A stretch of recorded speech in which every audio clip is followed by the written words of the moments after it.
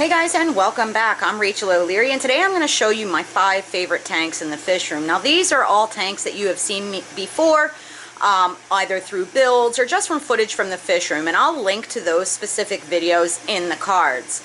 You know, for me, picking my favorite tank is really difficult, simply because, I mean, I build them all for different reasons and stock them the way I do for different reasons, and it's sort of like picking your favorite child. This aquarium here is a 55-gallon planted. I call this my impulsive aquascape, and I built this not that long ago, but I've been really happy with it so far. The plants are super lush. Everything's going really well, and I just think it's all in all a very pleasing aquarium. Not to mention the purple emperors in here are bonkers pretty. These are Impactes Carey, or the purple emperor tetra, and you have to admit they're absolutely stunning. And they're also breeding me out of house and home. There's quite a lot of juvenile and teenage fish in this aquarium, which I think says that they like this scape very much, and overall I just think it's really successful. So this is my number 5. Number 4 would be number 1 if it was for the fish. These Polypterus endlicari, the saddled bikers, are without a doubt my favorite fish in the fish room. As you can see, they beg like puppies. They're just really cool, and I've had them for a super long time, and I just absolutely adore them. But this aquarium itself is not scaped that beautifully. However, it had to make it into the top 5 simply because I love the fish so very much. And, you know, one of the big projects I have planned for the fish room in the next year is to move a bunch of stuff so I can build these guys a bigger aquarium. And when I do that, I'm pretty excited to give it a more substantial scape that suits their needs. Number 3 is the 75-gallon South American aquarium. It's made up of all South American nanofish, and I've shown you guys this aquarium a whole lot since I built it. I think it's super successful, and I'm really enjoying watching it mature. You can see that my crypt farm over there, my crypt thicket, is doing really well. The green neons are out and about and looking amazing. The pencil fish are doing awesome things up there in the top water. The epistogrammas are starting to show breeding behavior. There you can see one of the laser cories darting all over, and the otocinclus are fat and happy. This aquarium has been an absolute success, and I'm really happy, and I think it's one that would be easy for you guys to emulate. None of the stuff that I put in it is particularly uncommon other than the barred pencil fish.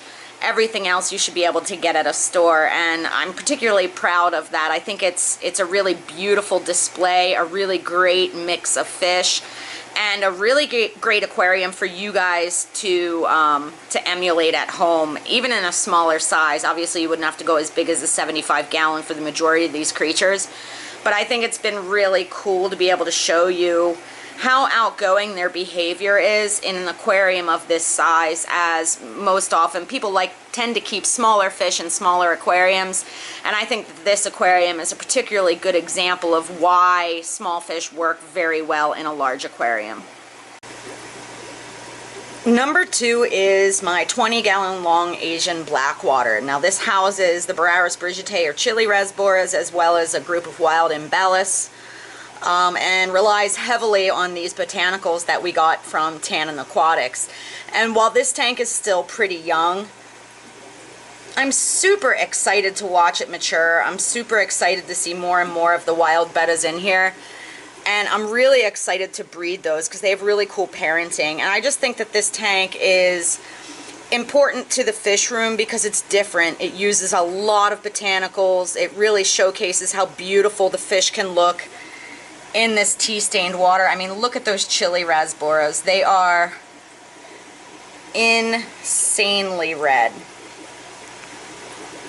I mean, just absolutely fired up from the little bit of tannins, well, the lot of bit of tannins in this aquarium. And this aquarium is super easy to maintain and just looks absolutely gorgeous in my opinion. Let's take a look at number 1. I am sure that nobody that's been around my channel for a while is surprised that my 150-gallon Hillstream aquarium is my favorite.